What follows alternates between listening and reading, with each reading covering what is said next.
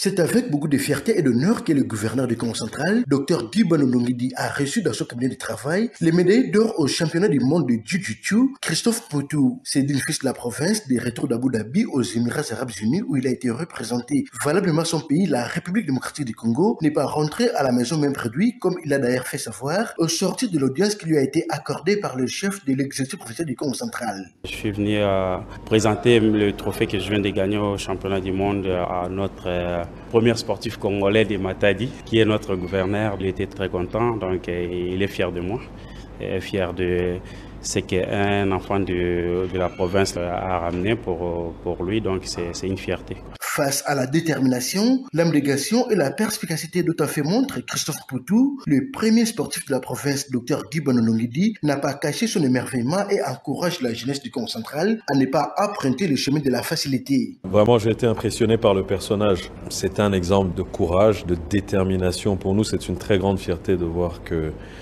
notre champion a commencé sa carrière ici à Matadi et que ça lui a porté chance dans le reste de son parcours. Ça veut dire que avec de la volonté, on peut déplacer des montagnes.